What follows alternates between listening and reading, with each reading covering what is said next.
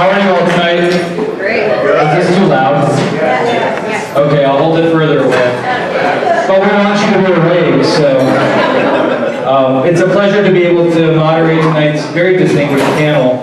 And I think as part of this conference, we've always tried to blend different perspectives. I think tonight is an opportunity, certainly for you as participants, to get your juices flowing, because the whole idea of this conference is thinking like a startup. And if you look at the three people who are going to present tonight, in various stages of what they're talking about, they're in startup mode, maybe past the first phases and into other phases, or maybe they're speaking on behalf of work they've done in the past, but as you look at them, you can slice it a bunch of different ways. You can slice it as state, local, private sector. You could, if you were like me and have a vivid imagination, think about the Ghost of Christmas future, present, and past. No offense, Rick. Sorry, it is now you're awake. But in the end, each of these three folks are trying to do things that are systemic changes.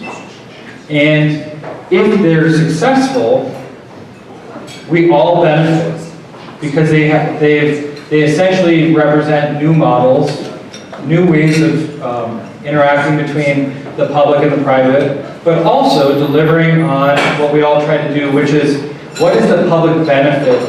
What is our theory of change? And how are we going to serve our public better through these different tactics? So it's very much my pleasure to introduce our panelists, and they all are going to be presenting at different times, so I think what I'll probably do is introduce them, but if particularly Scott and Rick, if you want to wait to come up, or if you want to sit up front, we can all stare at you. You're welcome to do that. I'm going to introduce them, and then we'll have our first panelist come up. But I would be remiss if I didn't remind you that we're trying to carry on a conversation beyond this room. And as part of that, we have got real fancy on the slide now with our hashtag, and we want you to talk about what you're learning here, what lessons you may want to bring home, what your critical questions are, how we carry this forward back to our own hometowns, jurisdictions, and to the work that we want to scale up where we live. So please use our Facebook, our Twitter handle, and I have them up there for you, so if you didn't catch it earlier. But please like, follow, share, engage in the conversation, because it's how we bring in our constituents, it's how we bring the public into the room, even though they can't be here physically. So I would appreciate that. So first, we're very lucky tonight to have the new Executive Director of the Strategic Growth Council, Randall Winston. Randall comes to us with a very distinguished background, having worked in the governor's office prior and helping Governor Brown craft his orders on green buildings and zero-emission vehicles.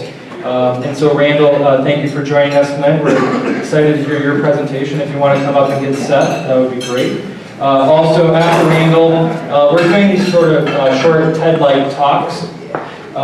Will be Scott Syphax, a friend and longtime mentor of mine from Sacramento. Scott is the CEO of Nehemiah Corporation. Nehemiah Corporation is a social enterprise that is really focused on not just infill development, and they're doing tremendous work in that area, but also increasing home ownership for disadvantaged communities. And I think Scott is one of the preeminent innovators in that particular field, but also is engaged in helping create conversation through his show called Studio Sacramento, which airs on our local PBS channel in Sacramento, KVIE. Scott, welcome.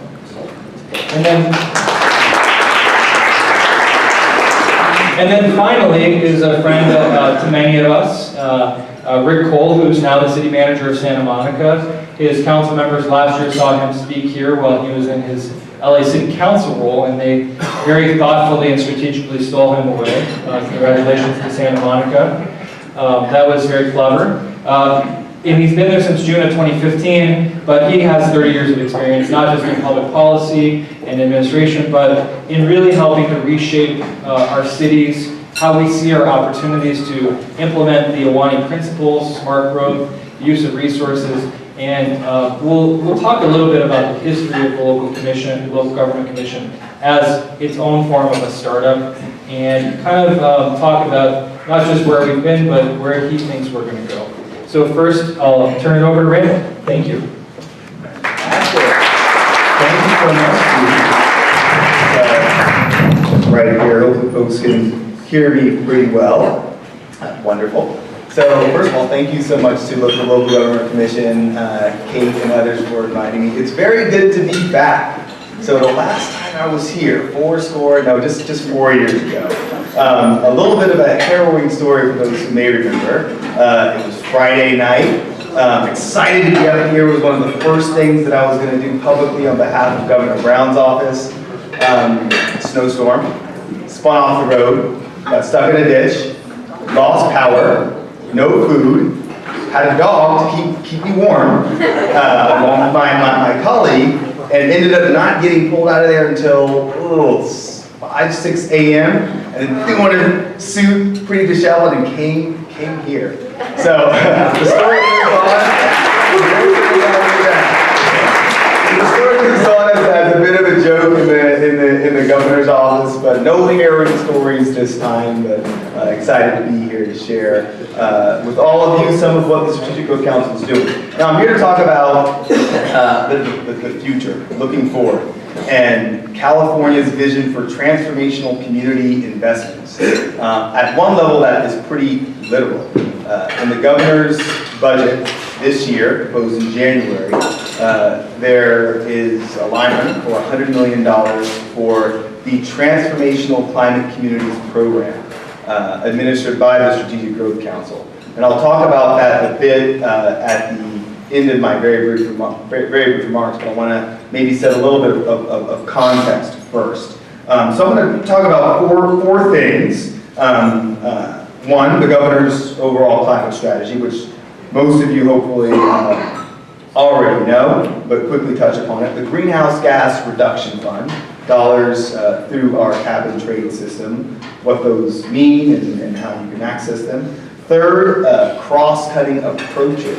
So a series of strategies that were, I think, developed after workshops throughout this past summer and inform how we're thinking about our investments through cap and trade moving forward. And then finally, the Transformational Climate Communities Program. So what you see here, I think nothing new. Again, I'll quickly review, but these are just the Governor Brown's goals as outlined in the State of the State address in January, really in January of 2015, and then sort of really kind of put a final point on through the executive order, reducing greenhouse gas emissions 40% below 1990 levels by 2030, and then a string of very ambitious and aggressive climate goals also by 2030, 50% renewable energy, 50% reduction in petroleum, doubling the energy efficiency savings in our existing buildings,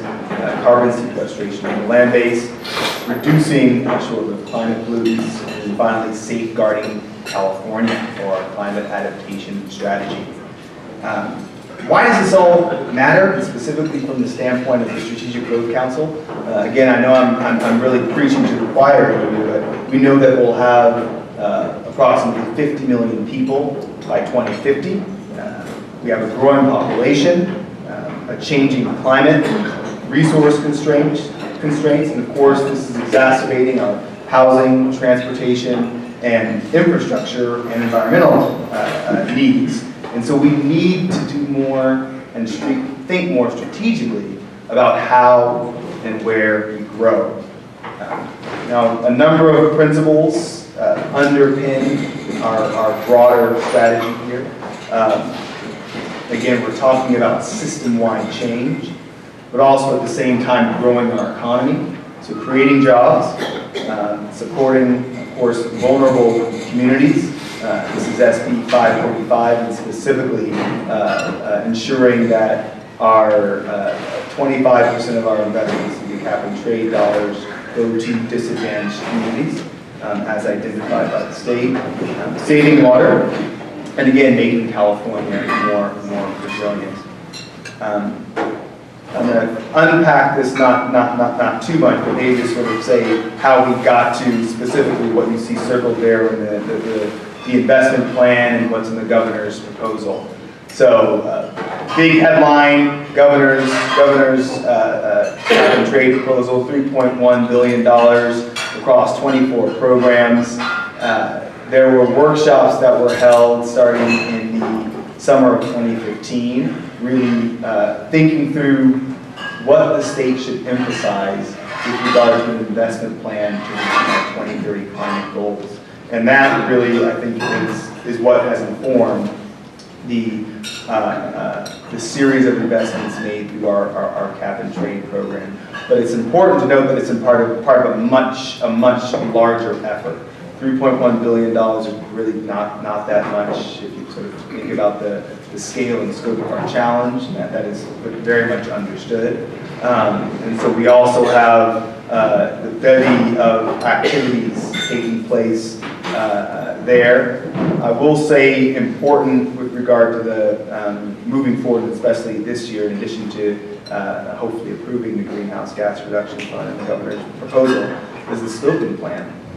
The governor called for, in spite of some of the legislation that wasn't passed, but we have some achievements to point to, a creation of a new scoping plan that would outline our strategies, the state strategies for reaching our 2030 goals. So that is underway right now, and I think what you'll see play out with regard to our investments, with regard to cap and trade, will be in line with that.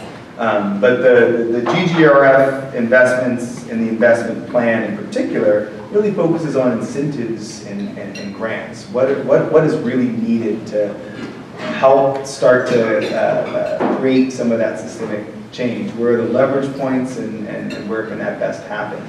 As the Strategic Growth Council, and I'll move here to some of the approaches. And this diagram you can see is really kind of a high-level outline of the different buckets of investments that are part of the governor's cap and trade proposal. The Growth Council kind of lives within the sustainable communities and clean transportation bucket, as it were. But I think what I would love to discuss tonight and moving forward is really how not just those investments, but across all of our investments, we can think about it in a more integrated way.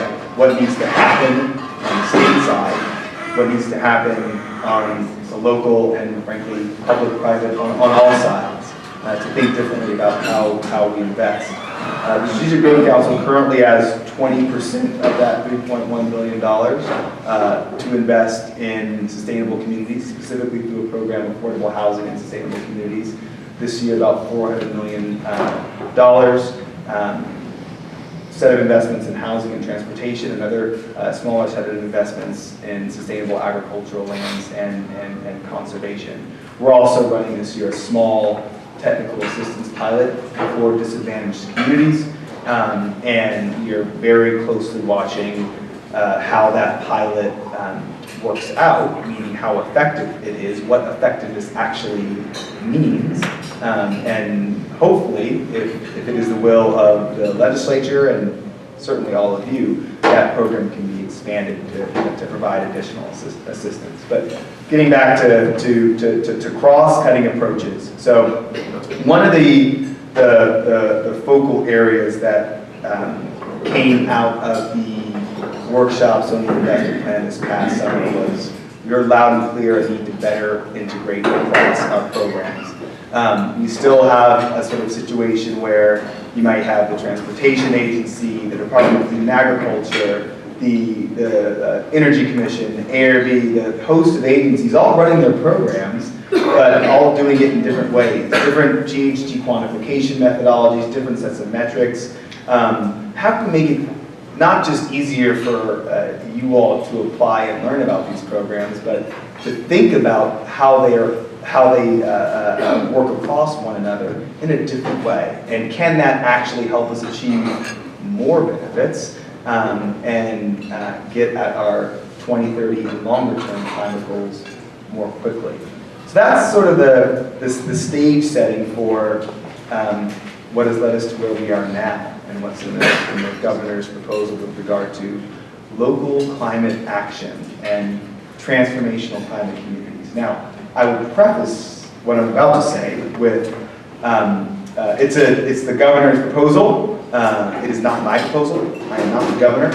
So that is to say that I can speak about it, and some of the ideas that I think we've heard and that we're continuing to discuss. But part of what I hope could happen tonight is a dialogue on what you all think needs to happen with this program. Again, we're talking about $100 million to think differently about our state's investment in climate. So we know that meeting our long-term greenhouse gas reduction goals will require a transformation in the way that Californians think about land and use transportation, energy, natural resources, and waste. And we also know that we have to address growing equity issues, population growth, demographic change, resource conservation, economic sustainability, and climate resiliency. These are a set of challenges that will require transformational change. This includes driving innovative technologies, community and government participation, and both public and private investments. The Transformational Climate Communities Program aims to create a model for this kind of community-wide transformation that can be both measurable, replicable, and third, scalable. Now, the details of what are in the budget, and what I'm about to sort of describe here, or have described really, are intentionally vague. We know that what needs to happen in terms of the formation of the program needs to come from a place-based and local perspective, and so that is why a lot of the details are left out. But I do want to put a few key markers down. So one, a really specific and even geographically specific focus on the most disadvantaged communities in the state.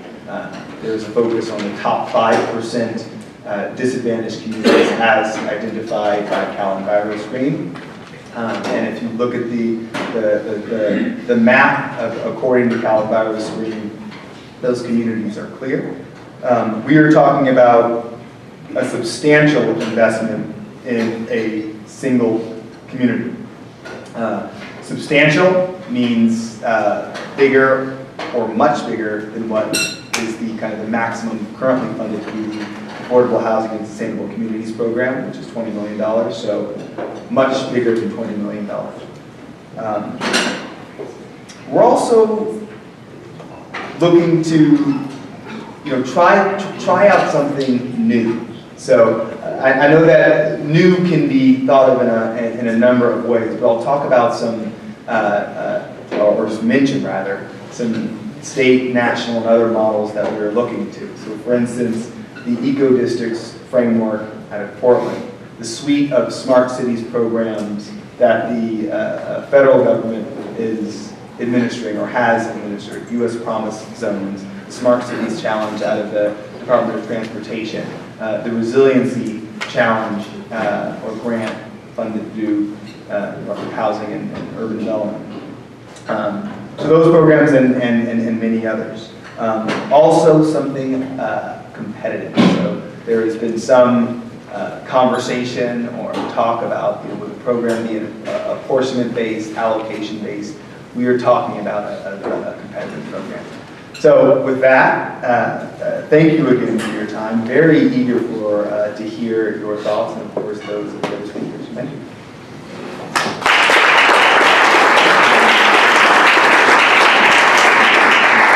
Thank you very much, Randall. And without much further ado, I'd like to invite Scott Syphax up for his portion of the presentation.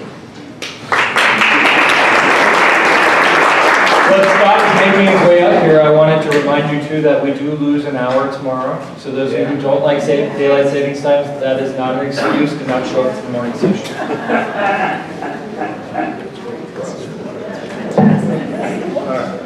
Hey, one more hand for Randall.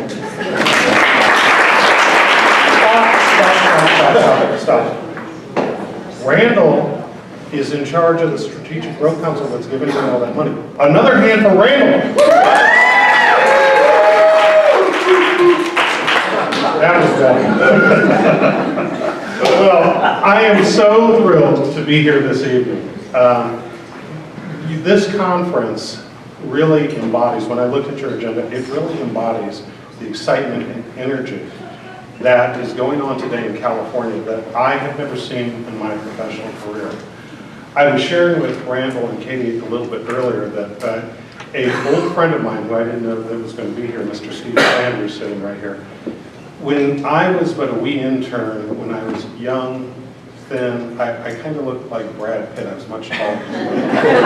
Age has not been kind to me, but he looks about the same as he did all those years ago. But Steve was running around the Capitol. We both worked for the same boss when I was an intern at the legislature, and he was talking about all the sustainability stuff and smart growth before there was even a term for that and all that sort of stuff. And you know, the thing was is that many times I would see Steve when he was communicating his ideas, and people would kind of look at him the way that my dog looks at me sometimes and kind of go like this, you know, not quite understanding what he was talking about. But today we are at a moment, an inflection point in time where there is no more exciting time for you all to be doing what you're doing. Because of programs like the ones that Randall has described, because we actually have a sweet spot of consensus, not only within this state, but increasingly across the country, that there are better ways to do what we've done before in the past. And you know, the reason that that's so exciting for me personally is because it seemed to me that when I first started getting interested in these types of issues, that the discussion about how to do things better with regards to building communities, economically, aesthetically, socially, it seemed like it was a dull subject to people, and people are really engaged. And so I want all of you to be sure that you realize to thank your lucky stars that we are all around and professionally active at this moment, because there is no better moment to be involved in the transformation of communities.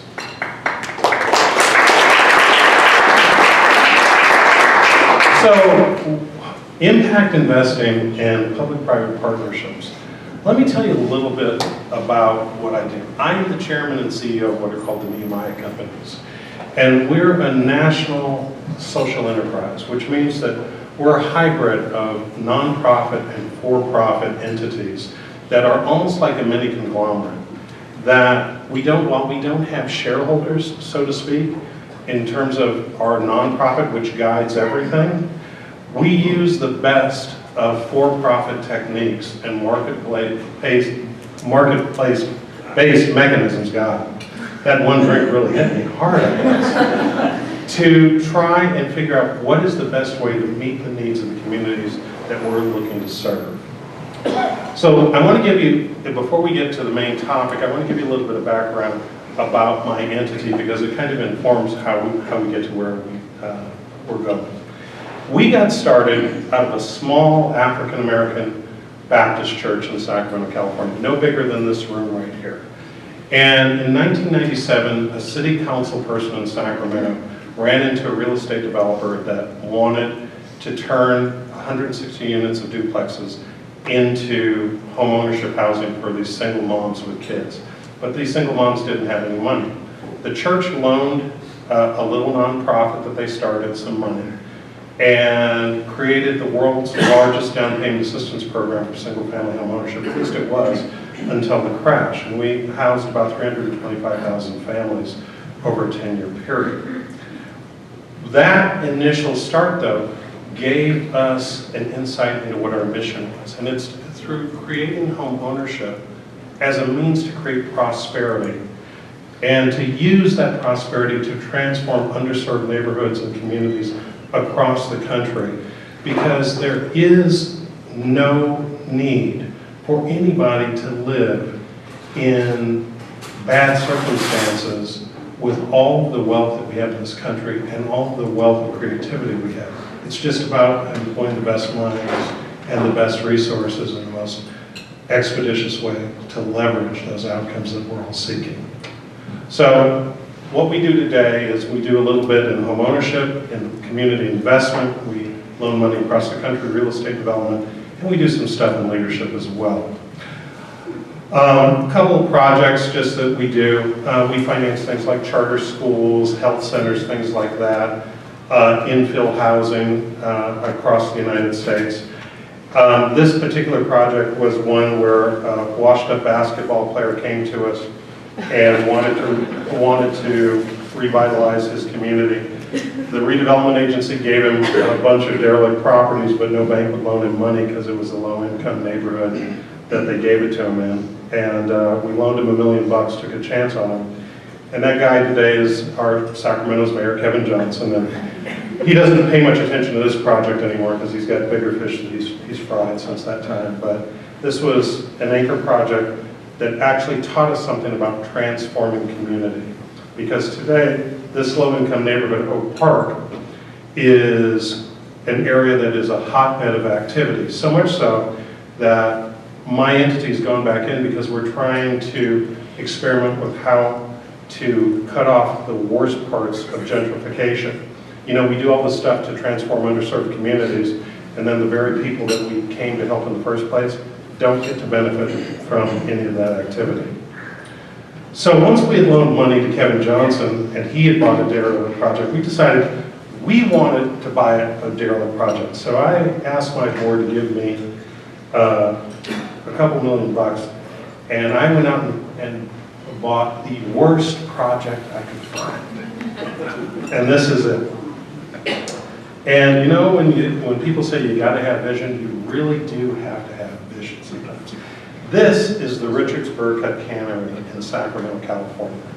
And this 65-acre cannery is 1 mile from the steps of the state capitol. It is adjacent to a federally protected waterway, the American River. My city councilman, Jeff Harris, is sitting right there, and it has been a tremendous advocate for our area. But our area has been one that has been challenged for decades. It really is the land in downtown Sacramento that the rest of the city pretty much wrote off. Well, we decided that we wanted to try and do a demonstration project. What was the art of the possible? Now, we're developers, among the many things that we do as a social enterprise, but we are developers that don't have the typical types of investors that you typically would see. And so we had to take the long route. We bought this property back in 1999. And we decided to put a sustainable master plan around it. And we really wanted to think about how do you create a sustainable community? And a sustainable community is not one where you have all different types of people from all different types of income levels around living in the same place. But how does it interact in improving things like the air quality and transportation in the area? How is it that you also look at a project like this as a blueprint for improving the circumstances of the low-income people that are in this area economically through contracting and employment? It's really taking a true ecosystem approach. We called this project, because we certainly weren't going to call it the cannery anymore, we decided to call it Township 9, which was a historic name going back to the Gold Rush era. And as you can see, it does sit up against the American River. It's proximate to our region's largest development, the Sacramento Rail Yards, and I'll have a story about that in a minute. But this particular project was a project that no one believed in. The conventional wisdom was, this will never happen.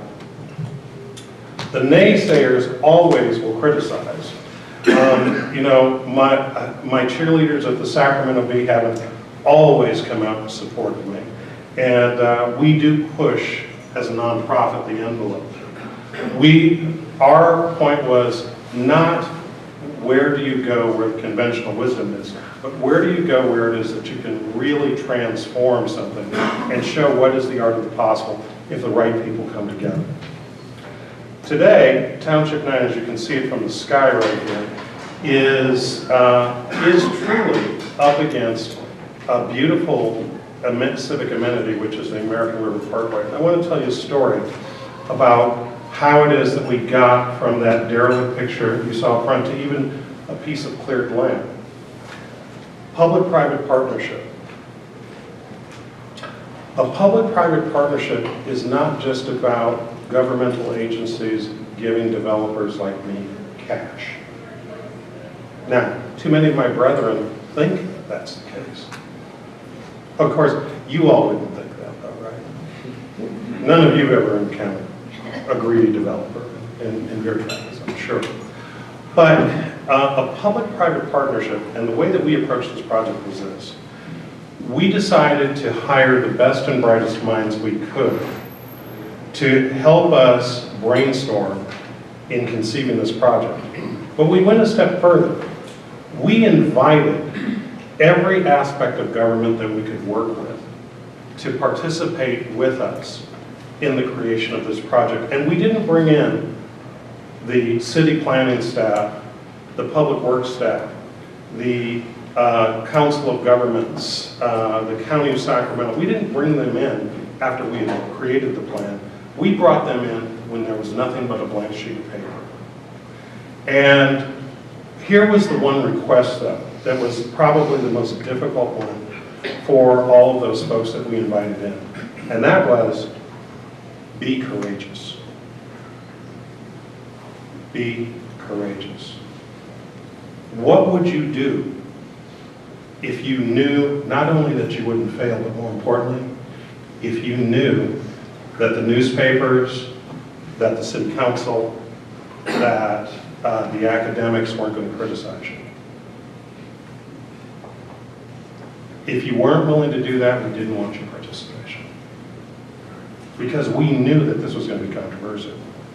And the other thing was this, at the time, right now, the big sexy thing in terms of funding is the cap and trade money through the Strategic Growth Council. In the era that Township 9 was being birthed, it was a program called Proposition. Anybody aware of that program here? Anybody know that program? And so we were competing in Sacramento against a developer by the name of Stan Thomas, who had the largest project in the area, the Sacramento Railroads. And that project had all of the political steam behind it. No one wanted to support us on giving us the nod to go to compete for the Prop 1C funding. And so finally, we went back to first principles and we said, here was the covenant. And even that wasn't enough. And so finally what we did was, you know, a developer is always shameless. So I went back and said one thing to the city council at the time that was really hard for them to deal with. I said, you know, we all played baseball with your brothers and sisters. We came up in the same high schools as you guys did. If you guys aren't willing to bet on us, bet on the little guys rather than the conventional wisdom, what does that really say about us as a community? And also, what is it you're going to tell your kids if one of them one day aspires to dare something great within this region as well? Well, the city council actually backed us, and we were awarded $30 million in Proposition 1C funding. We were awarded more money by the city of Sacramento, the redevelopment agency, and altogether we've received about $40 million in funding. So, you know, the obstacles though along the way were really, really tough. And I share these obstacles with you because I want you guys to understand as you all are working with people on developing public-private partnerships, if all you ever do is deal with the sexy people or the people that make, that have sort of the status in your town, there's no doubt there will be a lot of creativity that gets lost and a lot of projects that will not happen. And you all are probably laughing at bullet point 3. Now, the reason you're laughing is because it's the truth. I used to be a government bureaucrat, and so I was educated on this creed many, many years ago. And I am telling you, this creed is the enemy, many times, of taking the good from the pedestrian to the great. I will tell you, I have had numerous fights with public agencies, and one of my stop lines is, you know, based on your behavior, Central Park could never get built. because it's too dangerous. Its streets aren't ADA friendly enough. There's a likelihood that we could get sued.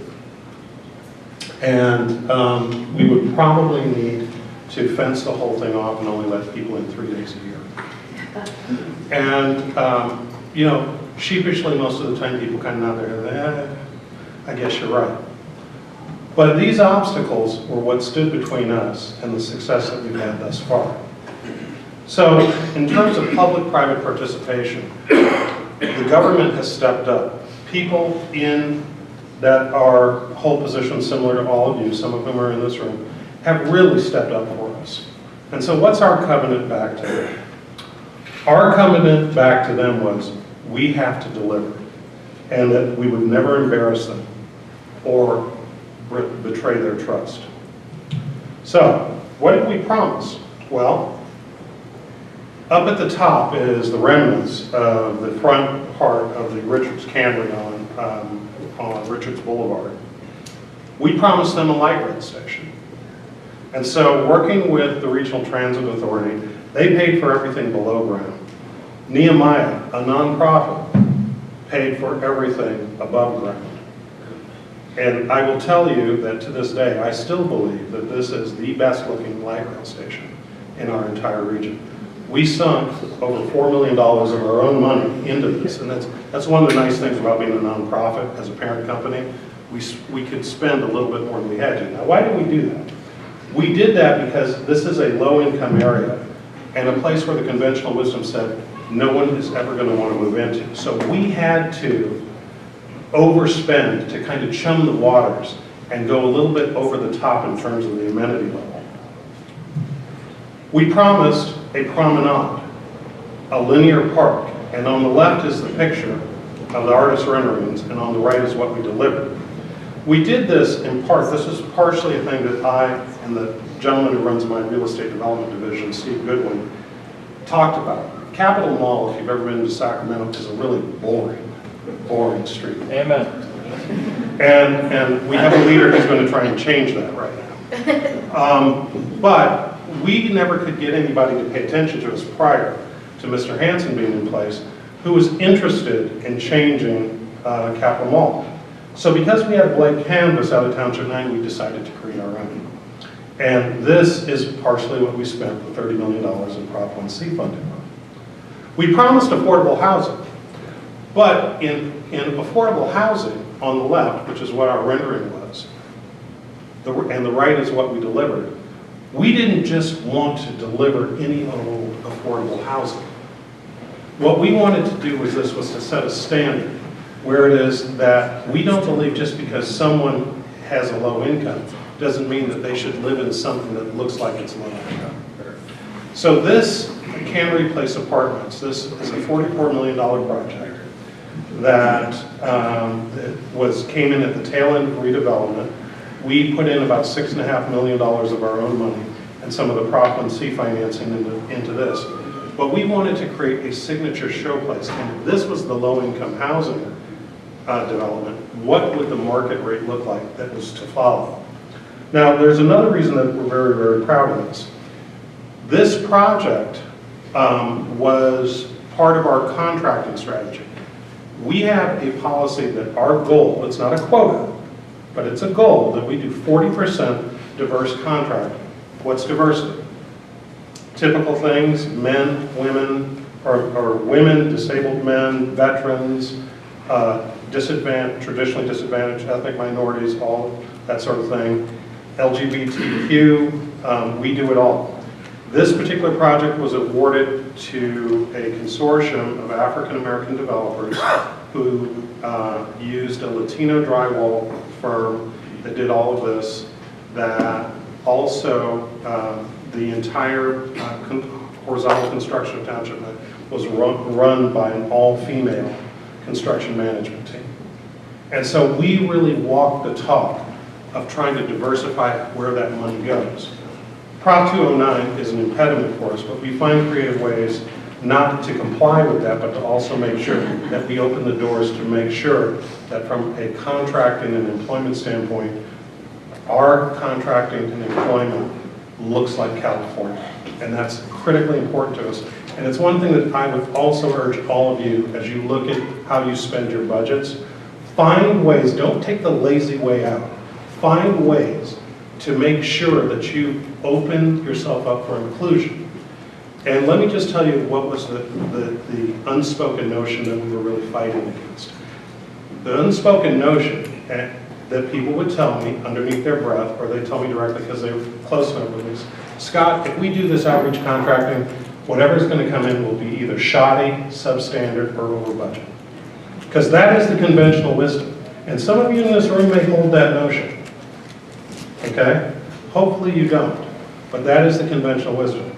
Well, this is a demonstration project to show that that does not have to be the reality. To the left is one of our amenities in terms of a water amenity that we have in the park. To the right is a new 2,500 seat amphitheater that partially is being paid for by government funds. The rest is all private capital coming in that will serve as an outdoor venue within the city of Sacramento. We've deeded this land to the city of Sacramento, and hopefully weddings, concerts, all sorts of events will soon take place.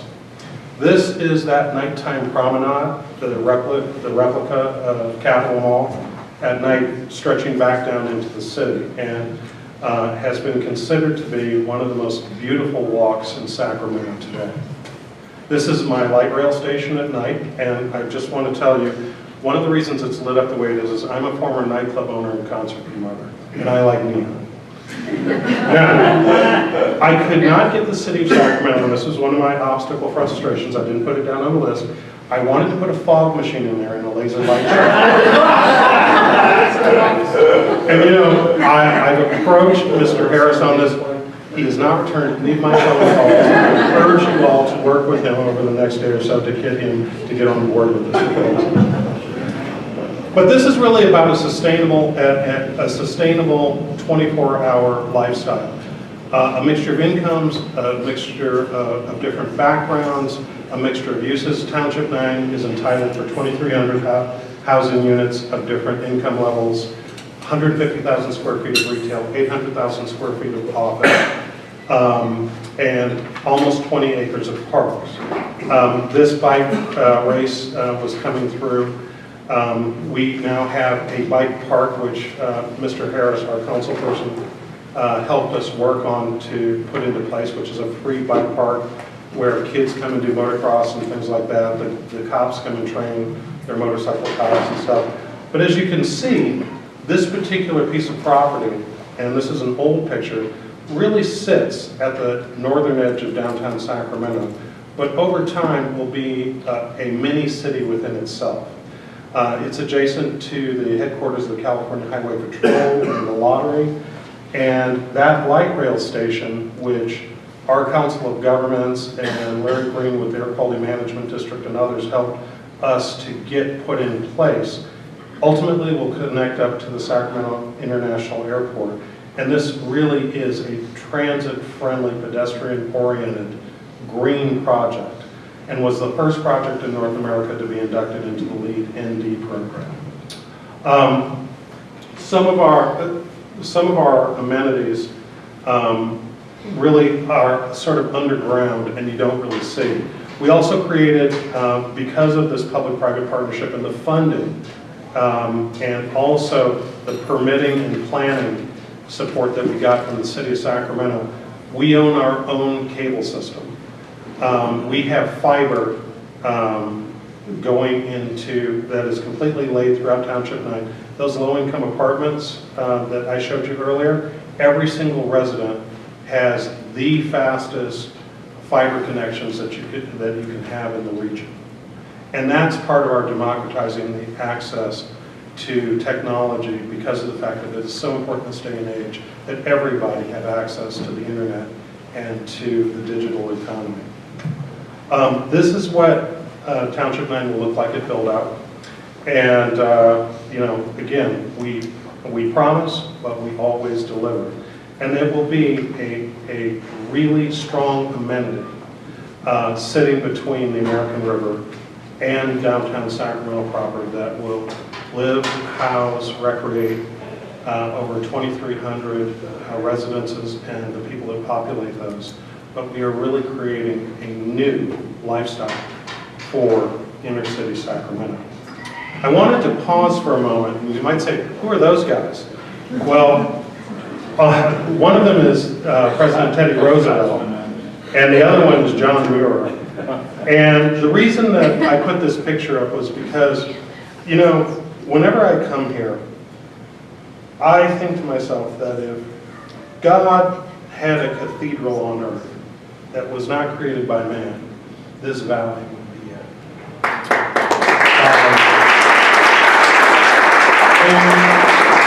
And you know, at the time that John Muir implored Teddy Roosevelt to come out and go on a camping trip with him to come to this valley, there were a lot of interests in the timber industry and other industries. They were the developers of the day who fought so hard in order to keep the status quo in place. And the conventional wisdom, not only from Mr. Roosevelt's own party, but from many of those that had supported him, was just stay out of this. This is a fight you don't need to fight. But because of courage and because of vision, we all are sitting in what I call God's cathedral tonight. But a cathedral doesn't only have to have the majesty of these mountains around us. A cathedral could be a small park in a neighborhood that desperately needs it. A cathedral could be a small retail center in a community that's been desperately underserved for so long.